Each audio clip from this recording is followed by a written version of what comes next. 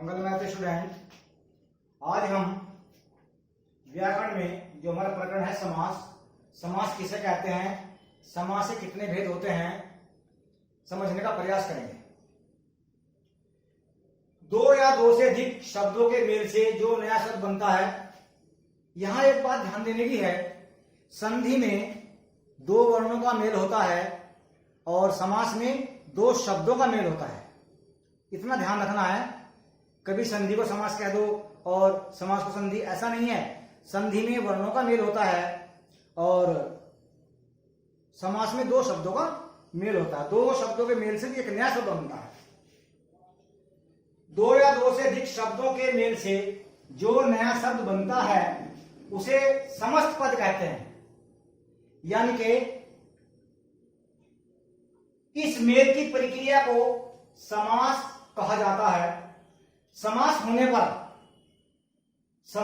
पर बीच की जो विभक्तियां हैं, कुछ शब्द हैं जैसे तथा और, इनका लोप हो जाता है।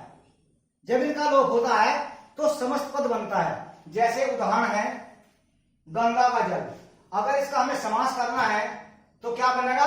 गंगा जल, गंगा जल, ये समस्त पद बनता है। ऐसे ही रात में अगर इसका समस्त पद बनाए, समास बनाए, तो क्या बनेगा? रातों रात, क्या बनेगा? रातों रात। गंगा का जल, ये विभक्ति चिन्ह है, यहां लोप हो गया, यहां विभक्ति चिन्हों का लोप हो गया और एक समस्त पद बन गया, गंगा जल और रातों रात। समास के हमारे 6 भेद हैं। पहला भेद है अव्ययी भाव समास और दूसरा भेद है तत्पुरुष समास। अब यहां देखना, तत्पुरुष समास के भी 6 भेद होते हैं और हमारे जो कारक चिन्ह है उनके 8 भेद होते हैं।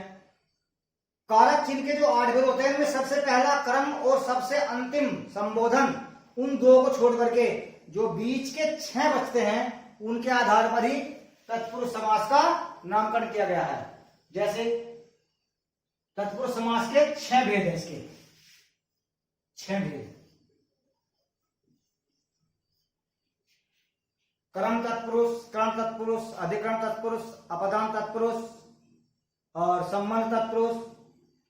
ठीक है, इस प्रकार से 6 भेद होते हैं। अब यही लीजिए गंगा जल। अगर हम इसका समास विग्रह करते हैं तो क्या बना? गंगा का जल। तो यहां पूरा समास होगा अव्ययी भाव समास। ठीक है, ऐसे ही रातों रात समस्त पद है, इसका हम समास विग्रह करेंगे तो क्या बनेगा? रात ही रात में। ऐसे ही पेड़ से फल गिरा, यह अपदान तत्पुरुष होगा, अलग होने का भाव में। कर्मधारय, यहां उपमा और उपमेय में तुलना की जाती है।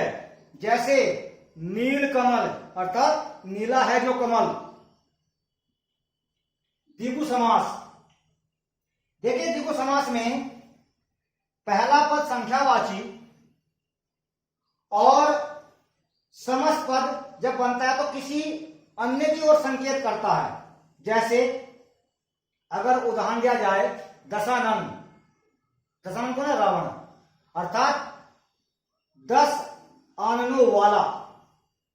कौन? रावण। ऐसे ही आता है बहुव्रीहि समास और उसके बाद आता है द्वंद्व समास। द्वंद्व समास में और आता है बीच में, तो इसे कहते हैं द्वंद्व समास। ये जो हमारा अव्ययी भाव समास है और जो तत्पुरुष समास है, इसके जो 6 भेद हैं वो मैंने जैसे आपको बताया कि अभी उसके कारक चिन्हों के आधार पर उनका नामकरण किया जाता है। फिर आता है अपना द्विगु समास में, जैसे मैंने बताया कि पहला पद संख्यावाची। अच्छा, यहां एक बात और बताने की है,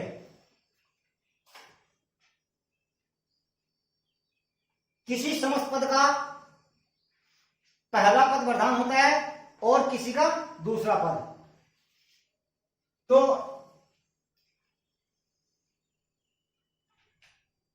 अब मैं आपको बताता हूं कि उत्तर पद और पूर्व पद किसे कहते हैं। तो जो पहला शब्द होता है उसको बोलते हैं पूर्व पद, और ये दूसरा है इसको बोलते हैं उत्तर पद। ठीक है, ये अपना हो गया। बहुब्रीहि समास जो है अपना, बहुब्रीहि समास में न तो पूर्व पद प्रधान होता है और ना ही उत्तर पद प्रधान होता है, बल्कि अन्य कोई तीसरा वो प्रधान होता है। द्वंद्व समास में या, तथा, और आदि शब्दों का प्रयोग होता है। जैसे धन लाभ है समस्त पद,